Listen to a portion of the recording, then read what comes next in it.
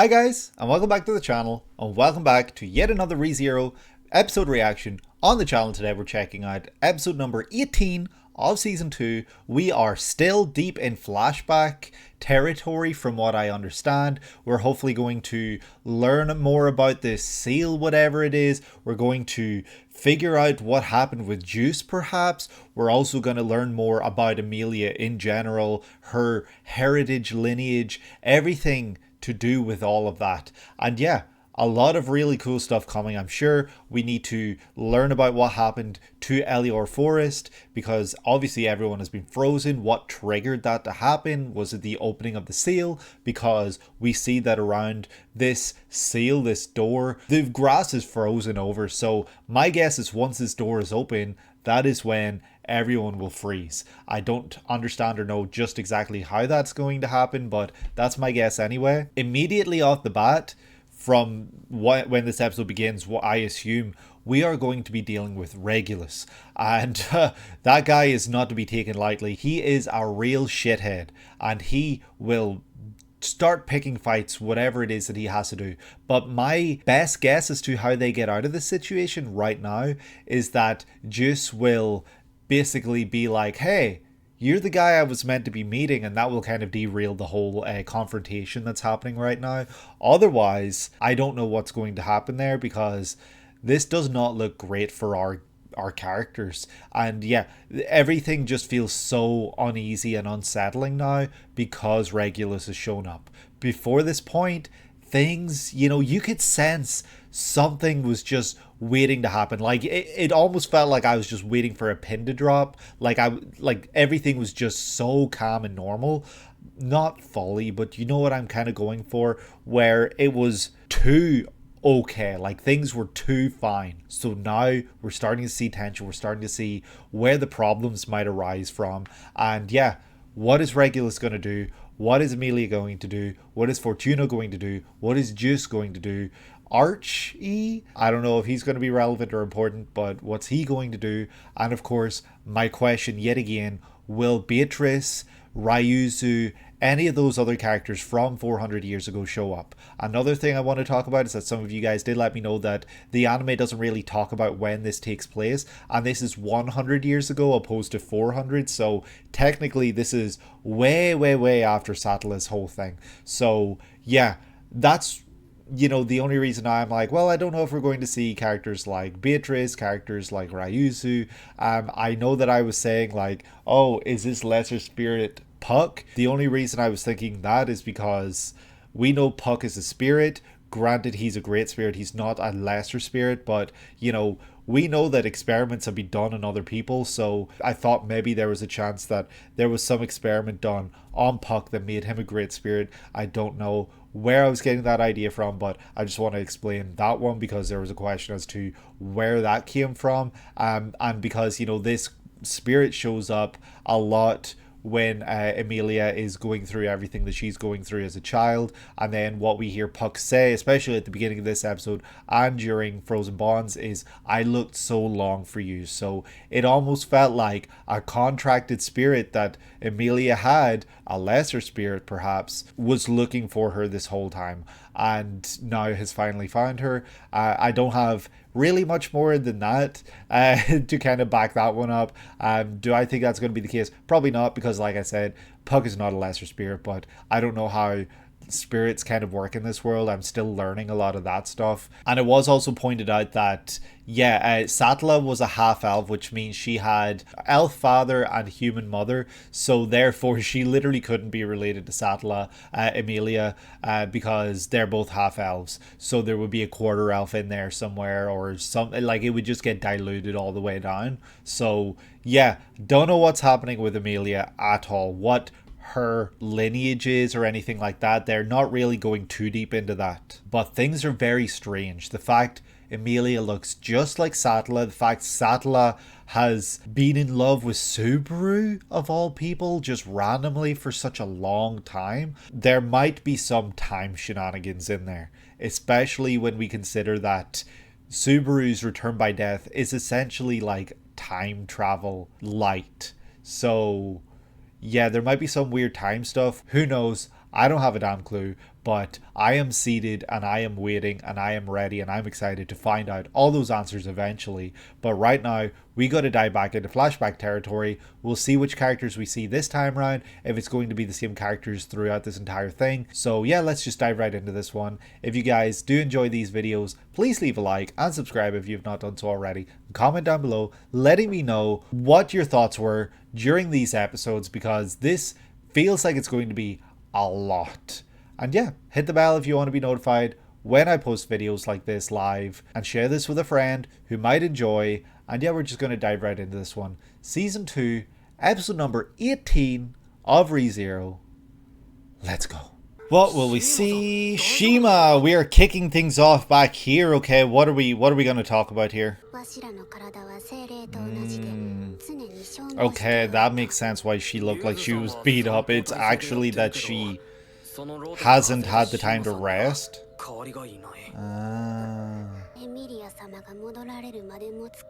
What?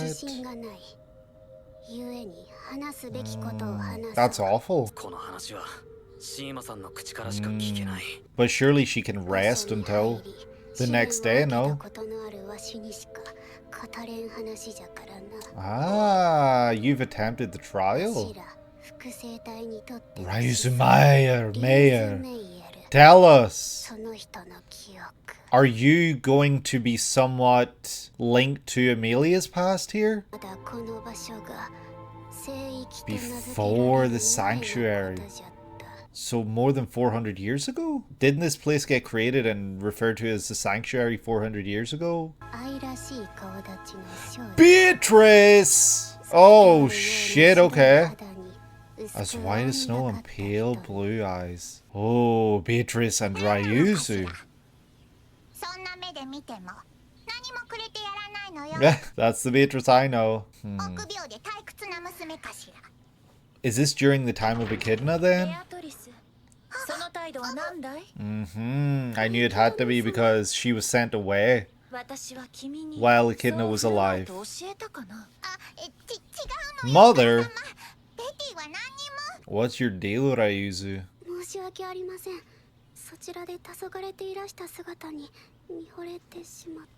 Captivated.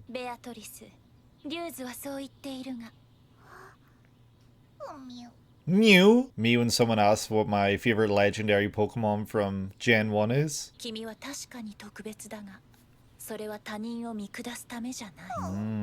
Teaching you to be better?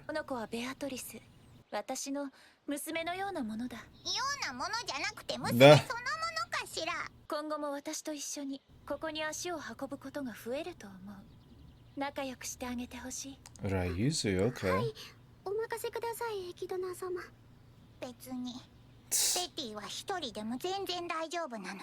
That's how their paths crossed initially. Oh, that's... no, okay. The purple outfit that Ryuzu wears, I'm just noticing, is reminding me of like a witch cultist. All of a sudden.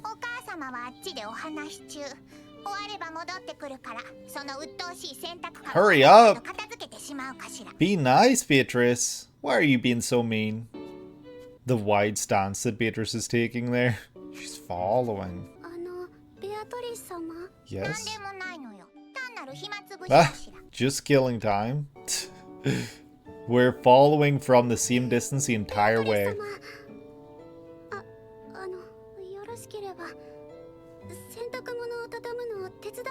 Ooh.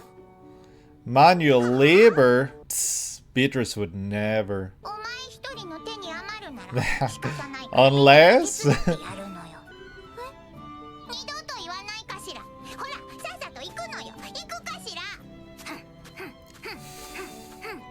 the grumpy little grunts. And now she's leading the way. Oh shit. Don't go pushing your luck. That's funny.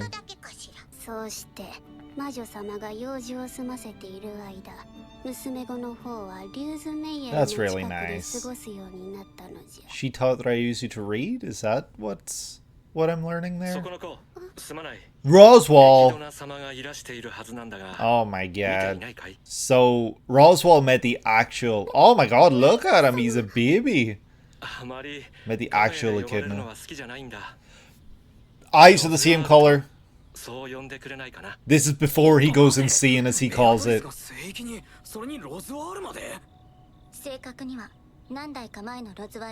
The Roswell of several generations ago. What? She did not appear for you. Yes. Several times.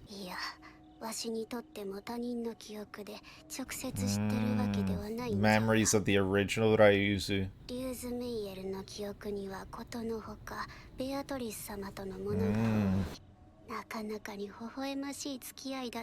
That's really sweet. I'm so glad the Baiters had someone like that all those years ago. What did happen in the sanctuary when everyone was sealed? It collapsed?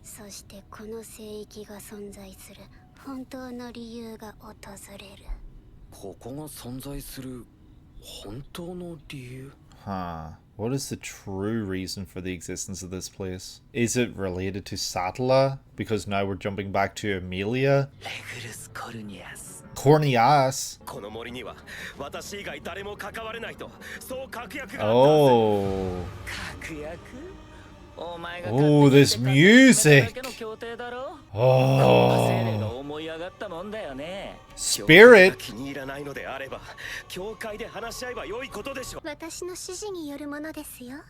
Who are you?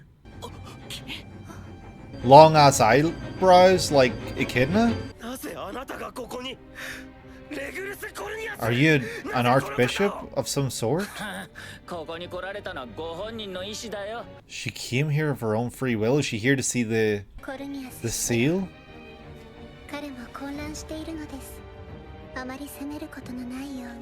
I'm confused. He's not the only one. The key and seal? What? Pandora? Oh, that's Pandora and she's here to open the box? Apologize to my brother and his wife. So she did something to your brother and his wife. Damn.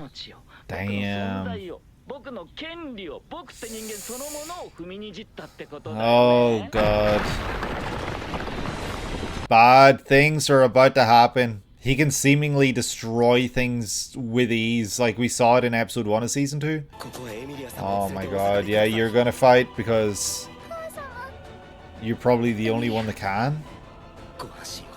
But I love that we got to see Fortuna using similar magic to what we've seen. You know, Emilia being able to do.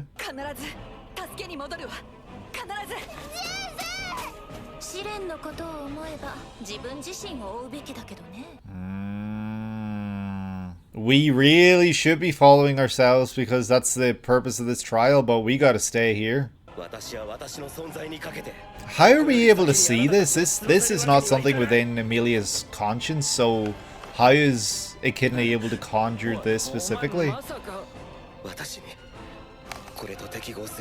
The knowledge to adapt this. Like, that's Pandora. Is this her box? Have a good journey. Is this how you lose your mind? The unseen hands? Is this the authority of Flugel? Of the Flugel's tree fame? Oh my god, look at that. Holy shit. Flugel is what has corrupted his mind? And all she can do is clap and cheer because of his conviction. Isn't it ironic then that Archbishop Romani-Conti was defeated around the location of Flugel's tree? That seems somewhat ironic to me, if I'm right here in what I'm thinking.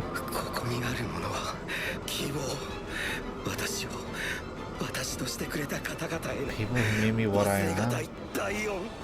Death. Well, now he can use the unseen hands, which is an authority, because that's what it looked like he was using against Regulus. Love. Oh, this! He did it! Oh, here it comes. His body is being twisted, morphed, and that was a very tame death. The title of Sloth?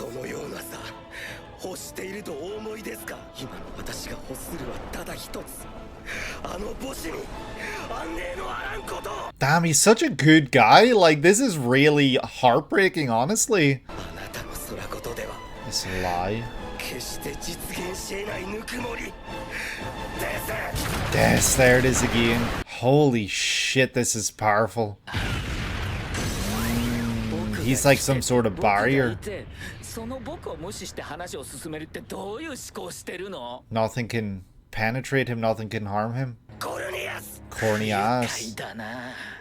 That face he pulls.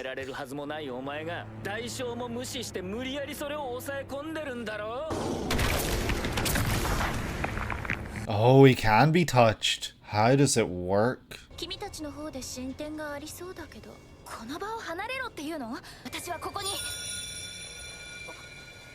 Yeah, you're here for others as well. But I want to see this! No! No! No. Surely Echidna wants to see all that, but then she might already know because of the witch factor relation.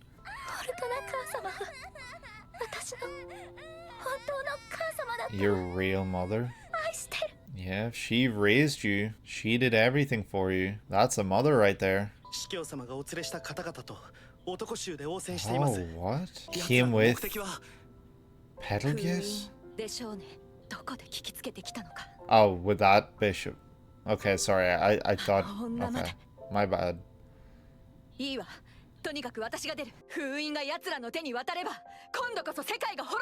world will end this time. Not just half the world. Like what happened with Satla. Satla destroyed half the world. This time it'll be the full world.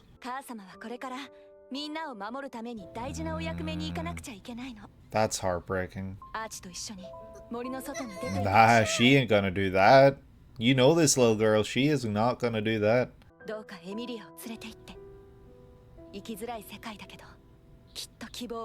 Speaking of Pandora's box, hope. My brother, his wife, and myself. Damn, Emilia, you had 3 parents who all loved you very much. Yeah, this is crazy. Yeah.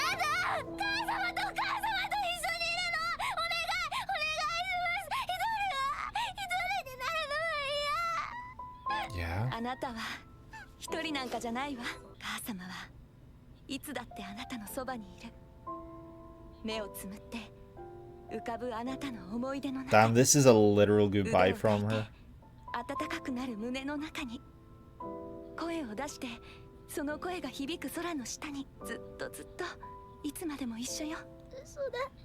Forever in memories. Aww. I promise. Oh, the importance of promises. That's gotta mean something, Emilia. She made a promise. Always be together.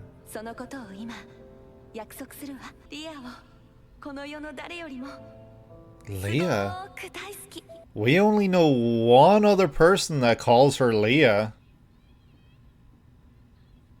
This is so sad. She's suddenly remembering all these things. Leah.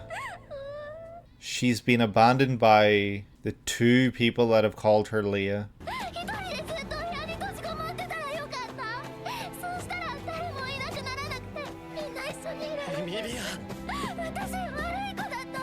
You are not bad, Emilia. This is not your fault.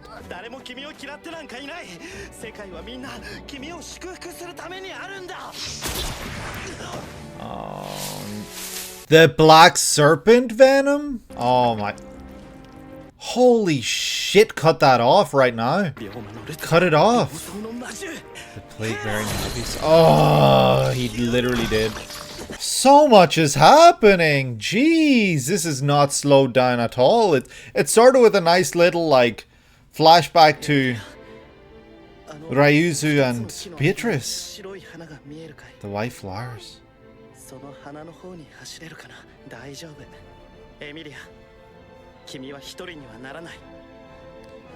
I mean, we know from memories that she at least sees Fortuna, I think, one more time.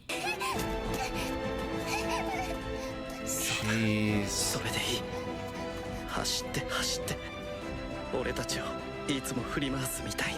Is this the actual Black Serpent? Oh my god, he's just straight up dead so fast.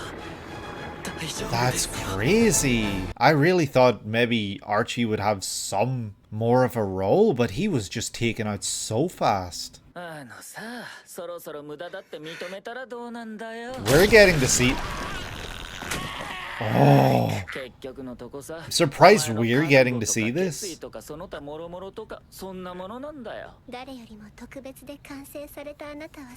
More perfect and special than anyone.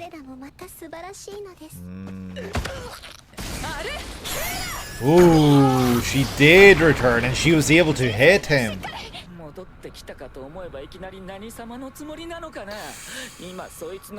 Oh, he's got something to say.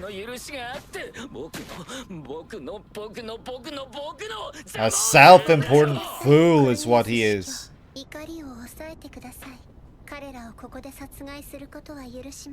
Oh? Love? Calm your anger. That's hilarious.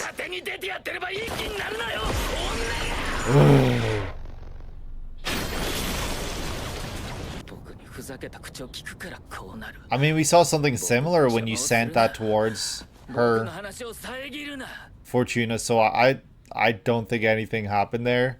But he is crazy. He will not listen to anyone. He does not take orders. No.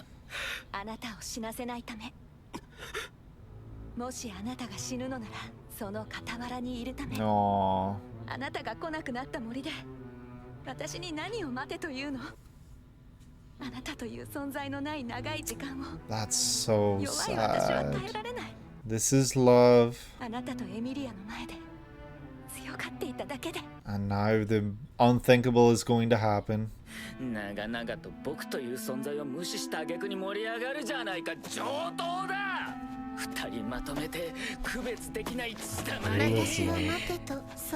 Yep, he's back. She's back, rather.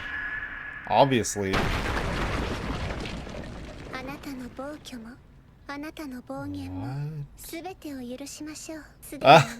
He's been crushed. That's kind of like what Sloth was able to do, like the actual witch, no? Bishop Cornelius should not be here. His wives? She can create scenarios or rewrite things? Isn't that like return by death?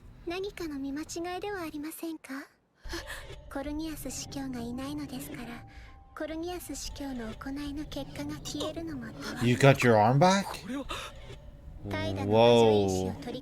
Literal rewrite. Huh.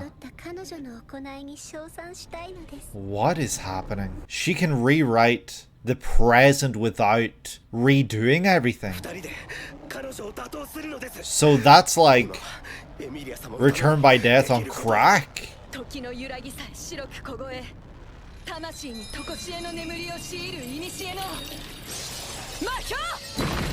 What?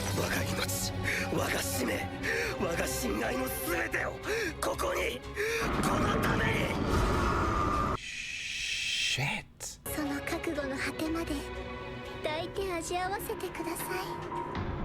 The dead Betelgeuse laughed? When did he laugh? Was there any laughter in this episode? This episode was just brutal. She's going back to the seal. No, no, run away.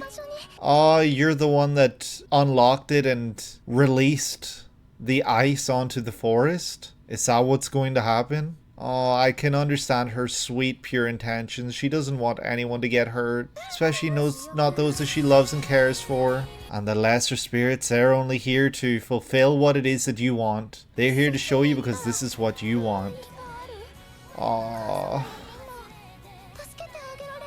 I mean, I guess she did save them because they're frozen. I mean, Archie's dead. It's her sweet intentions. Like, you know, she is thinking of the absolute best. All again. Yeah. Poor Emilia. Oh, she went through so much in such a short amount of time. Look who's here waiting. Ready to open a Pandora's box. Screw you. Oh my goodness. So yeah, that was an insane episode of ReZero. That of course was ReZero Season 2, episode number 18. The Day Betelgeuse Laughed. I know I've said this before, this isn't the first time I've said this, but this time, like, every time I've said it, it's been true. But this is the most daunting episode of ReZero I have seen up until now to talk about. And the reason I'm saying that is because this was so jam-packed, full of so much stuff that I am 100% going to miss a lot. I'm not going to talk about everything because there's just so much here. So many new ideas introduced, characters brought up, mentioned, flashbacks within flashbacks almost, not really, but you know, and Pandora. What's the deal with Pandora? I'm gonna do it. I'm gonna start and get through it. And like, I don't mean it in like a I hate this kind of way. I hope that's not how it sounds. But this is a really scary one to talk about. Simply because of how concentrated in content there was within this. There's just so much across the board. So yeah, we're just gonna start here with the beginning of the episode. We're gonna go all the way back to the sanctuary with Shima. Sorry, let me also go back and just say something real quick before I start talking about Shima. I know I introduced that as though we were going to jump straight into that, but I've just realized now that this is episode number 18 of season 2, and we all know that episode number 18 of season 1 was also an incredible episode, such a phenomenal one of my favorites for sure of the entire series. So yeah, I'm glad to see that the number 18 seems to be carrying a lot of weight within this series. I don't know how many episodes are in season 3, but if there's up to 18 episodes, I suspect that that one will also be a pretty huge one. Back to Shima, like I was saying. And it's very interesting that when she approaches Subaru at the sanctuary, she's basically saying, hey, I'm probably gonna like die because I am leaking mana. I have not rested. As you guys know, I need to rest because I am a spirit and spirits need their rest or else they will fade away essentially. Like I don't know the actual extent or manner in which that would happen. But she is not resting and instead she is seeking out Subaru to share these memories, share these things that she recalls from the original Ryuzu rather, not the original Shima.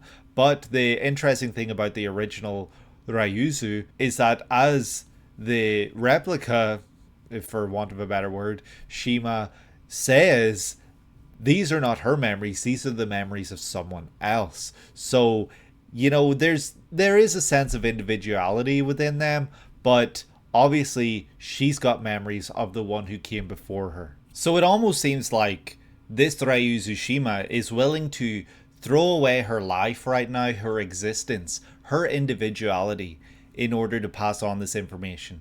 And yeah, Garf is kind of just like, hey, go away, you know, your other self can share this information. But no, this is the only one who has those memories that she experienced when she went into the trial. So she learned something about herself. She learned something about Ryuzu, I'm guessing, and she's the only one who can pass this on. But my biggest question is why this has to be done right now.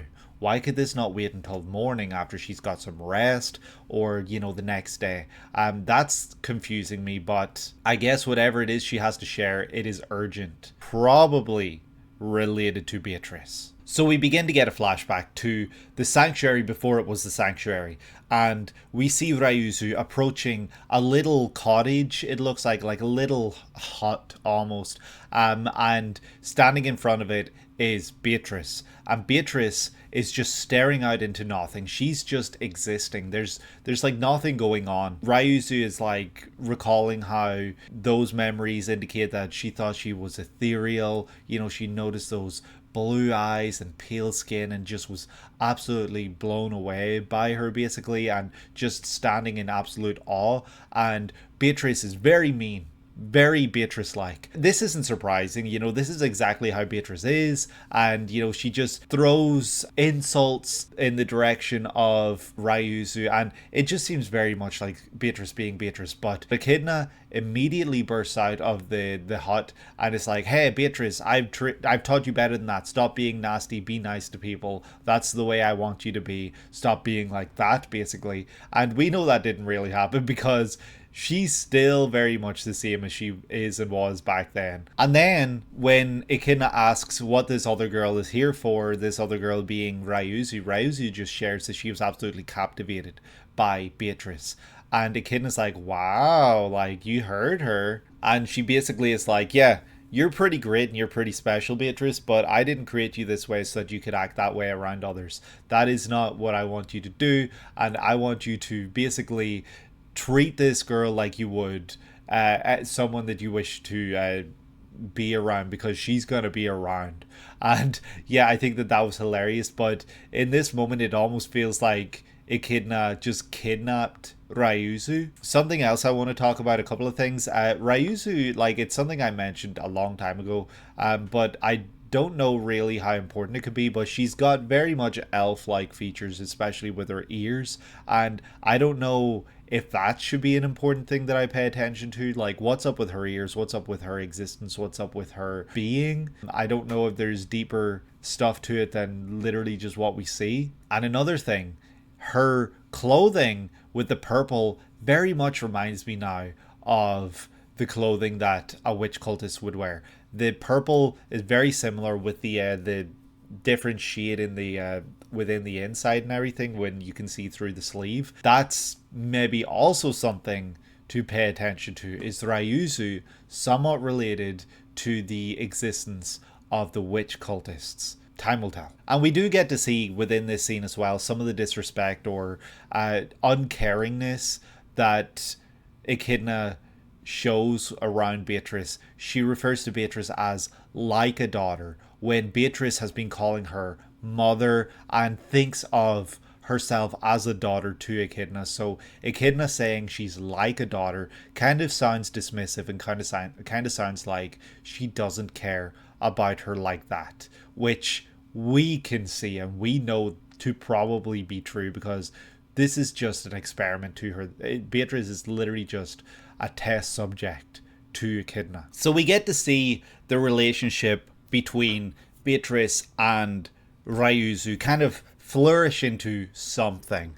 It doesn't look exactly like the most friendly, though I do think it's very sweet that Beatrice is kind of disguising her unwillingness essentially to do these things as like, I suppose if you need help, if you want, you know, like, especially in the scene like a little later on, like Beatrice is still being very cold, very like mean almost. And you know, maybe it's in her nature as a spirit to be helpful and do things for others, but I think it's so sweet and so hilarious that despite all of the way that she's acting, she still makes time to help out. She follows Ryuzu around, kind of saying like, well, I have nothing else to do, so like, why not just follow you around?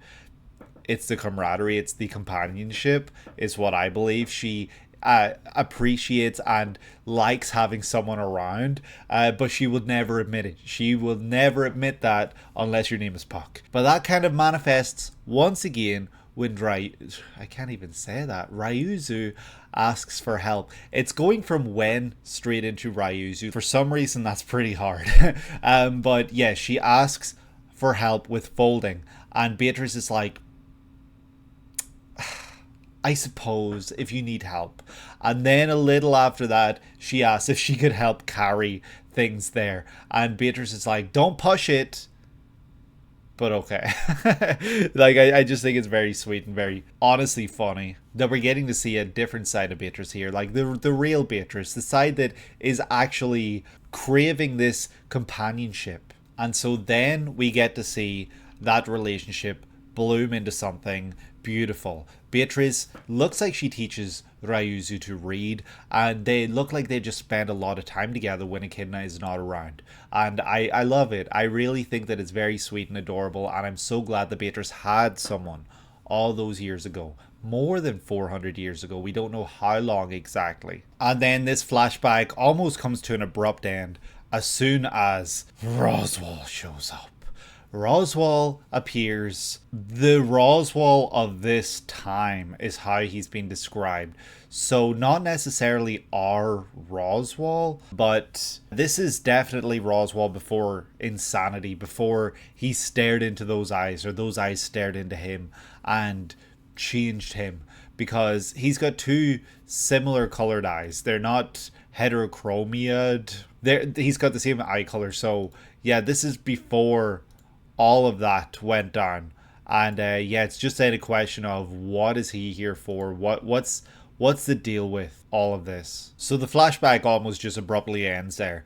And you know, they're talking a bit back and forth. There's a bit of banter. You know, Ryuzu does say that Beatrice shows up a lot in Ryuzu's memories, which for me is very comforting. I'm glad to know that they had each other. And then they go on to talk about how the true reason for the sanctuary existing became very clear a little while after, and that's when the sanctuary collapsed, I think is how it's described. So what does that mean, and when will that happen, and how does that affect everything that's going on with Beatrice, everything that's going on with Ryuzu and Echidna's plans here, and of course the reason for the sanctuary in the first place. But then we do cut back to Emilia and her flashbacks. So then we cut back to Emilia's flashback, and Emilia's flashback this episode was harrowing. It was terrifying, scary, and confusing, and just all these awful things that this poor child experienced at a very young age. Some of which she didn't even actually experience, and we the viewers got to see. Some of which Emilia as an adult was watching, and some of which she wasn't. So at this point as well, it's made very clear, it's something I noticed while I was editing, that Betelgeuse here is referred to as bishop, not archbishop. It's very much shoved in our faces that this is Bishop Romani-Conti. And another thing that they're making sure to make aware to us, make obvious to us, is that Betelgeuse is a spirit, or at least from what I understand, a spirit that is inhabiting this current body. And that is what is prolonging the life of this body, I guess. So I'm gonna try and kind of unpack what I'm learning here. So Betelgeuse is saying that he was assured that he would be the only one here that would be dealing with this forest. And Regulus is like, nah, that ain't a thing. You're just full of shit, and you're trying to convince yourself that that's the truth. But then Pandora steps in and says, I'm the one who ordered Regulus to come here. And Pandora has everyone shocked. Everyone is shook when she steps forward. And something I find very interesting here is the appearance of Pandora. Pandora's eyelashes are very moth-like and very full and very white, much like our dear Echidna's. And the fact that Echidna looks away as soon as Pandora shows up, that's kind of telling me that there's something going on there. There's something going on there. There's something going on there. Maybe they're sisters, maybe they're related in some way, maybe not even at all. But there's something there that makes the two of them, they've crossed paths, they know each other. It's so surprising because the introduction of Pandora makes it seem as though there's the archbishops, there's the witches, and then there's Pandora. Like, I'm saying this as someone who just met the character for now, but she does really have final boss kind of like aura around her. Like, she just feels like she is going to be the final boss here. And she talks about granting authorities, like she literally anoints and ordains Betelgeuse at one point as the Archbishop of Sloth. And I don't know if that's just because like she's the first person to say it because he consumed or he ingested, I don't know what he did, but he manifested and he brought forth the witch factor of Sloth when he called forth Flugel, and that's something else I'll talk about a little after. I don't know if it's that he already did all that and so she's just confirming it and calling him that, or if she is literally putting that on him. Not really necessarily explained to us or given us like a definitive obvious answer, but my guess it's that it's all because of like the Flugel thing that he did and she's just really the first to say it. But let's just say, like, fun thought experiment, she is able to give out these things. That would imply that she is ridiculously powerful, and because of her ability to rewrite things, it makes you wonder, did she give the authority to Satala of rewriting, which was then passed on to Subaru, that authority to use that ability, that power? Yes, Subaru's is obviously a lot different. He needs to die for it to happen, like things to be reset and rewritten, and his is obviously nowhere near as ridiculously overpowered as Pandora's. Like I was saying during this episode, her ability to do that is like Subaru's return by death on crack. And the way I was just talking about Echidna, you know, maybe knowing Pandora, it would make sense then why she's so willing and wanting to leave this behind, because this is something that Echidna would surely want to know about. She is someone who loves learning, but she just wants to stay here for some reason. Even though, yes, within the premise of the test, Emilia should be leaving. But yeah, you would just think that Echidna herself would want to learn more about this right here. We then see Pandora ask for the key and the seal to be brought to her. And it's like, what do you mean bring the seal to you? Like, how are you going to bring that whole ass door over here? So yeah, that was very confusing. But then the mention of bring the key to me as well, it's making me recall the very last scene then when Pandora's saying, I waited a long time for you. So is Emilia somehow the key? Is that the case? I'm just saying whatever comes to my mind at this point because, like, that's crazy, but that's kind of what I'm thinking right now, that Emilia herself might be the key to this door, this seal. And yeah, this witch cult anyway, because obviously Betelgeuse seems to talk about there being a higher authority than him, you know, that he is taking orders and everything like that, and, you know, the church and everything. But she seems to be someone who is a shot caller within that church, the witch cult. And she is simply saying here, this is the goal of the witch cult and I am here to see it through, basically. So yeah, that's kind of crazy. Like, what's going to come of that? I'm sure this is going to lead to the sealing, or the freezing of everyone in the next episode or two. But Mother Fortuna does not like this when she asks for the seal and the key. But this is related to a rage, from what we understand, related to her brother and her brother's wife. Maybe also Emilia, probably also Emilia. And she says, I hope you enjoy being skewered, and skewers Pandora, which, you know, does absolutely nothing. But then she sends this huge ice crystal towards both Pandora and Regulus. Regulus, being as bratty as he is like, you didn't even have to hit me, but you hit me anyway. You sent a big range attack. So yeah, this is going to be personal, basically. And he just starts talking shit, and he makes sure that he is going to do some serious damage here. But that's when Betelgeuse steps up and is like, hey, you need to get Emilia out of here, run away, and I will deal with this. And yeah, Zeus is saying that he has a plan, which is worrying because, like, how do you stand up to face this? And yet Zeus is saying, I cannot allow the two of you to pass. I will stop you both right here and now. And in order to do that, I will use this box thing, which we have no idea what it is. And he even says himself, he does not have the capability of adapting to this, but he is going to use it anyway.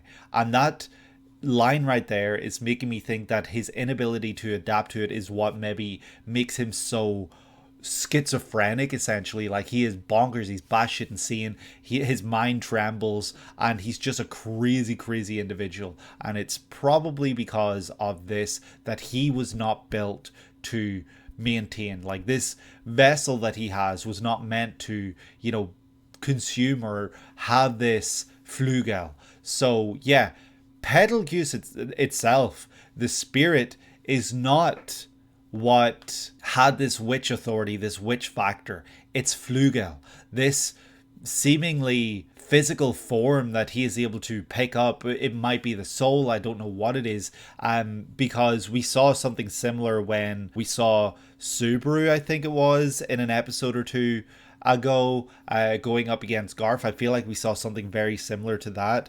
So I'm wondering then if this is the soul, this is the this is the mana of Flugel or something like that. But regardless of that, Flugel being mentioned here is insane, because Flugel is a character from way back when, related to the tree that is planted. Obviously that character is going to be important because they've been mentioned twice now. I just kind of remembered the name of the tree because I was like, well, they named the tree, so that might be important. And here we are, having those suspicions confirmed. This character was important, this Flugel, who was mentioned in passing a while back, because he had the witch factor and authority of sloth. And now that is being passed on to Betelgeuse, a spirit user, a vessel, a human vessel with a spirit within it, residing within it. I think, anyway, I'm not entirely sure how that works.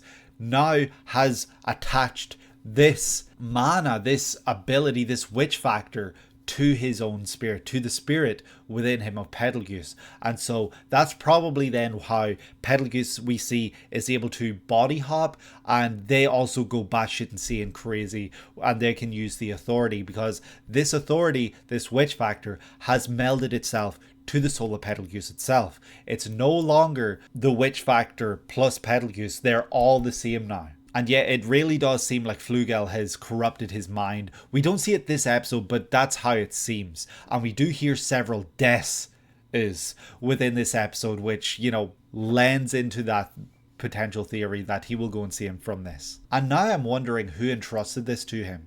Was it a witch? Who knows? But then also at the same time, maybe this isn't the mana authority, whatever, from Flugel. Like, my guess was that he was screaming the name of whoever it was that he was bringing inside him. But, maybe it was Flugel that gave this to him because he apologizes to Flugel. So, yeah, I'm really not sure what way to interpret this. It could be interpreted either way. But, yeah, very, very interesting stuff. Very surprising and unexpected stuff here. Pandora simply applauds Betelgeuse and commends his conviction and willingness to do this. And yeah, he's just going absolutely insane. The unseen hands are kind of sprouting out of him and everything, and he's starting to look more like the Juice of Subaru's time, because this purple that's emanating off of him. Betelgeuse says that all he sees with his eyes right now is love.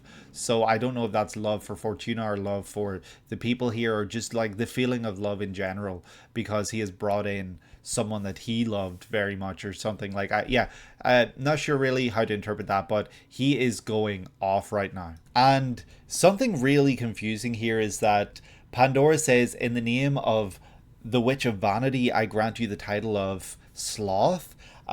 Vanity, do you mean pride? Is she pride? Like, is she the witch factor of pride, which then makes it all the more interesting that Subaru has been referred to as potentially pride, which then also is interesting because he can also rewrite, though in a different way. So I don't know if that's what I'm learning here. She's calling herself the witch, or she has the witch factor of pride or what here, but very interesting stuff regardless. And now I want to know what this payment is that Corneas refers to that the witch factor requires. What is this payment that Betelgeuse is not paying? Is this related to how he goes insane? Like, he is not chosen, he is not fitting for this witch factor? Like, is it related to that? And nothing's really happening now. They're trying to, Betelgeuse is trying to attack Corneas, but nothing's happening. And that's when Echidna's like, hey, we really should be going. This is not related to your test whatsoever, so why are we still here? And I don't think she wants to see this. I don't think she wants to be around Pandora, whatever that connection is there. And that's when Emilia suddenly remembers all the promises she made to Subaru. She is going to go and do this test and she would succeed, and she realizes, hey, I can't linger here. I have to go and pass the test. I need to learn about myself and my past. And she does just that, and she goes forward to then see a scene where she's crying like crazy, and Fortuna's there consoling her, and that's when Archie shows up, and Fortuna basically is like, hey Archie, take her out of this forest, I'm gonna go help Juice. And yeah, she says a very long drawn out goodbye, and it's very beautiful. It's very sad because it feels like this is the last time they're ever going to talk, but I feel like I recall a scene that we saw a little glimpse of in a previous episode when Emilia was trying to remember, where we saw them have another moment together. So I don't think that was the final goodbye, but it definitely comes across like it's going to be. She essentially says, hey, I'm not going to be around, but you're never going to be alone. You'll always have me. Those words paired with her calling Emilia Leah, ringing crazy bells in my head. I don't think she's Puck, for one, but it's very curious that the two people who call her Leah have now left her. So what is Puck's actual relationship to Emilia? That's something that I'm very interested to learn, because that name of Leah just seems too special to be thrown in there just randomly. It feels like they're trying to tell us something, but I have no idea what it is. I really don't. Whether it's that Emilia's parents called her Leah as well, and so her mother in Fortuna is also calling her Leah. Like maybe it's something that all three of her parents have called her. But then is that why Puck also calls her that? Because Puck knew the parents, and Puck sees himself and is called her father by Emilia? Like, yeah, questions. I've got them, and I don't have the answers. Understandably, Emilia does not want to leave Fortuna's side, but Fortuna makes a promise that she will be with her in her memories and in her dreams and everything. And this mentioning of a promise is enough to console Emilia, and Emilia is willing to go through with it because a promise is a manifestation of trust. I can't remember the exact verbiage that they used, but yeah, that was a promise, and she knows all about the importance of promises now, so that is not going to be broken. So now I'm wondering, like, are we going to see her again with Emilia? Because that was a promise. And not just Fortuna calling her Leah, but also saying, I love you more than anyone else in the world. That's something else that Puck has said a lot. So is she Puck? Like, I really don't think so. But at the same time, like, there's so much stuff stacking up here that I'm starting to question it. Like, I'm very inquisitive as to what is happening here with all these words that are literally being used that we've heard someone else use before. The scene with Emilia basically begging and being like, I don't know what I did, I'm sorry for whatever I did that caused all of this to happen, was heartbreaking. She's just a child and she's blaming herself for all of this which was not within her control. But Archie, who is running with her, is saying, no, this is not your fault. We all love you dearly. You are so important to all of us, and don't even feel that way because this is not your fault whatsoever. But of course then he's attacked by the Black Serpent, and the Black Serpent, we know, has been in Elior Forest before, because, or will be in Elior Forest again, because we see that within Frozen Bonds. And the Black Serpent effectively just kills Archie right here. It takes his leg off. He needs to break his own leg off and try to, seal off the wound while just standing there and facing off against this serpent. So Archie can only send Emilia running forward by herself, and that's exactly what Emilia does. She charges forth, and Archie takes a final stand and accepts his fate. We surprisingly cut back to Betelgeuse, and Betelgeuse is getting beat up. His arm is getting ripped off by Regulus, and Regulus is walking over to finish him off and kill him, puts his boot on Betelgeuse's face and shoves him into the dirt and promises that he's going to squish his face basically until he dies. But that's when Fortuna shows up and sends him flying away. And yet then we get a super interesting scene, because we know that regular ass, corny ass, is very conceited and loves himself and sees himself as high and mighty and everything, and he's basically being told to stand down by Pandora. Like, hey, can't you see what's going on here between these two? Probably referring to the fact that they love each other. And then says, hey, you will not deal with them right here and now, control your anger, and this is not where they die. And Regulus goes insane. He's like, how dare you tell me to calm down? Do you know who I am? And he impales her, he kills her, he skewers her. But we know that the same thing happened earlier and she just came back. So yeah, I don't know what he was expecting here, but that is not the end of Pandora. But he seems to be standing high and mighty after this. Juice and Fortuna have a beautiful moment where Fortuna says, I would rather be by your side than anything, you know, and all of this here, and I will die by your side if that's what it costs. I want to be here for you.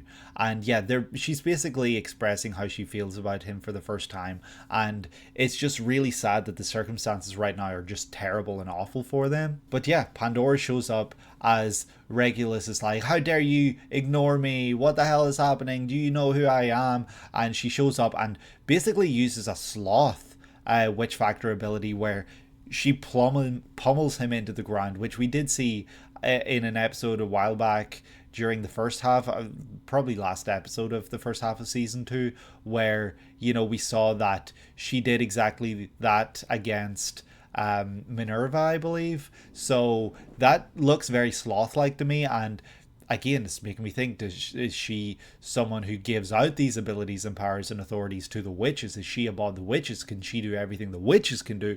Who knows? I don't know, but it's really worrying to think of. And she rewrites what is happening.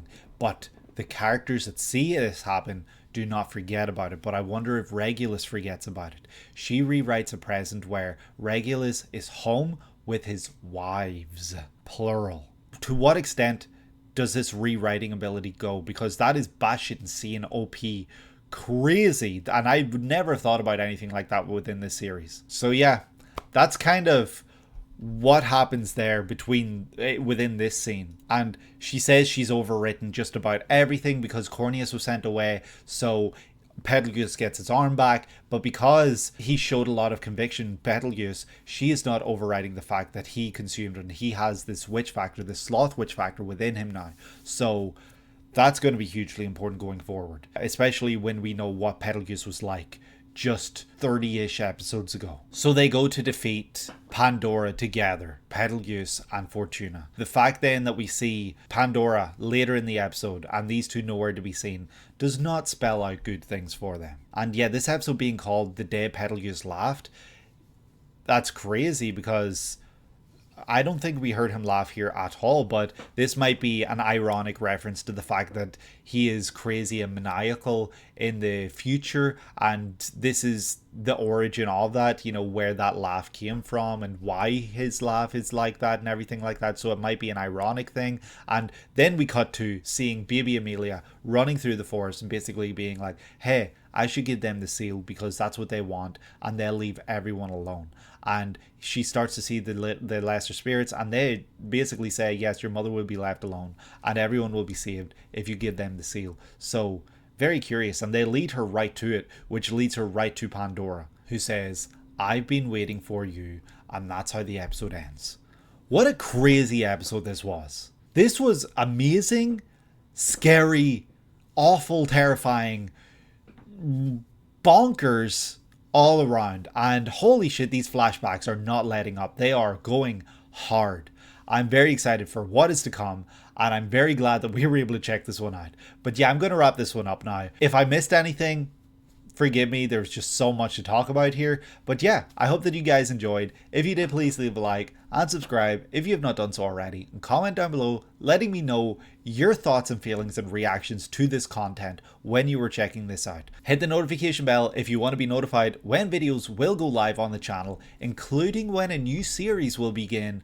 On Monday, I will be uploading a new series, not saying what it is just now, but there's your little tease that something new is coming. And also, share this with a friend who enjoys ReZero reaction content. And yeah, that's going to do it for me for today. Thank you guys for stopping by. This was a lot of fun. This is a crazy one. I hope that you guys are able to have a great day today and that you're able to take it easy. I will see you in the next one. Take care.